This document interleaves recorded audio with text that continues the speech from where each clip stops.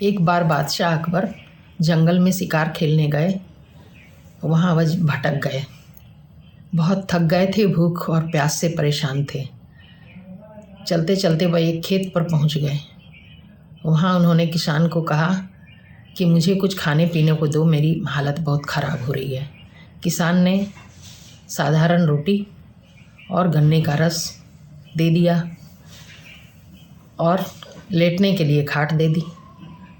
बादशाह अकबर को लगा कि न तो मैंने इतना अच्छा शरबत कभी पिया है, न इतना अच्छा भोजन किया, और बहुत ही आराम मिला। बहुत खुश होकर बादशाह अकबर ने कहा कि किसान को कि कभी दिल्ली आना, लाओ कागज़ कलम दो, मैं तुम्हें कुछ लिख कर दे देता हूँ।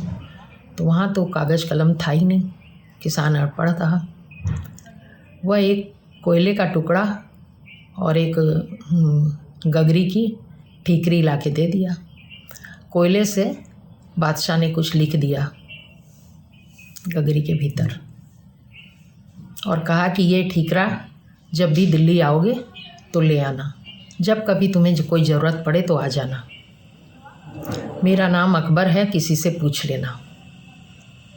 एक बार बहुत अकाल पड़ा, इधर हालत बहुत ख़राब हो गई, सब चीज़ की कमी हो गई।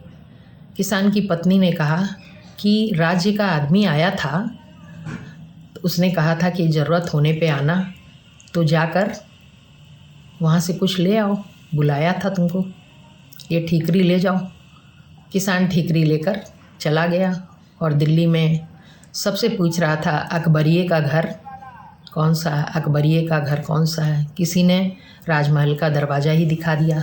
वहाँ जाकर पूछा कि अकबरिये का यही घर है, तो द्वारपाल नाराज़ होकर बोले, कैसे बोल रहे हो तुम? तो बोला, ये देखो, ये ले जाकर अकबर को दे दो और कहो कि किसान आया है। देखा द्वारपालों ने कि ये तो उन्हीं का दस्तखत है अकबर का। आश्चर्यचकित हुए, उस ठीकरे को लेकर गए बादशाह के पास कि महाराज कोई बाहर आया है, बोलता तो ठीक से नहीं है, लेकिन ये आपका लिखा हुआ। बोले, अरे उसको बुलाओ अंदर। बोले, बैठो बैठो। बोले, अरे तू तो अकबरिये बड़ा ऊंचा बैठा हुआ है, वो राज सिंहासन पर बैठे हुए थे। बोले, बैठिए बैठिए, मैं ज़रा सा नमाज का वक्त हो गया है, ज़रा पूजा कर लूँ। अकबर बार बार उठकर और बैठकर नमाज कर रहा था। किसान ने देखा, बोले कि ये तू क्या कर रहा है? तो बोले, मैं परवरदिगार को हाज़री बजा रहा हूँ। बोले, क्यों? बोले, इतना उसने सब कुछ दे रखा है, उसकी तो हाज़री बजानी पड़ेगी ना। तो किसान ने कहा कि ठीक है, जय राम जी की, मैं जाता हूँ। बोले, तू आया क्यों था?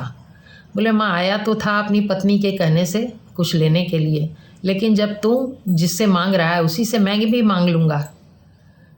तेरी इतनी मेहनत की चीज़ क्यों लूँ?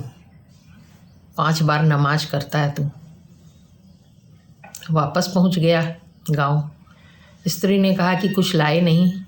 बोले, नहीं कुछ नहीं लाए, अब तो मैं भी जो उन्हीं का दिया हुआ लूँगा, वो स्वयं से देंगे जब तभी लूँगा। भगवान पर भरोसा रखो, पानी बरसने वाला है, ये है, अब खेती ठीक होगी। और उसी समय रात हो गई थी। उसी समय 4 चोर पीछे घर के बैठे थे। वो सुन रहे थे पति पत्नी की बात। किसान ने कहा कि अभी अभी मैं जब आ रहा था तो नदी में बाढ़ आई हुई थी, तो सारा जो पानी से बहुत सारे सामान किनारे पड़े हुए थे। एक पीतल का हंडा भी पड़ा हुआ था जिसमें ढक्कन लगा हुआ था। मैंने उसे खोलकर देखा, उसमें बहुत सारा धन, सोने की मोहरें वगैरह थीं, लेकिन मैं तो अब इस तरह नहीं लूँगा। भगवान अपने से देगा वो ही लूँगा। चोरों ने सोचा कि हम लोग जाके ले लेते हैं, किसी का चुराएंगे तो पकड़े जाएंगे। वो लोग गए वहाँ। किसान की गलती से ढक्कन थोड़ा खुला रह गया था, एक सांप भीतर जाके बैठ गया, और जब उन्होंने खोला तो भीतर से फुफकार मारी। चोर डर गए, बंद कर दिया। उन्होंने सोचा जरूर किसान ने हमारी बात सुन ली थी कभी, और इसने इसीलिए उसमें सांप बिच्छू के बर्तन को देखकर झूठ कहा कि उसमें धन है, कि हम लोग उनको वो काट लें। इसी के घर में इसको डाल देते हैं, जो इसी को काट ले।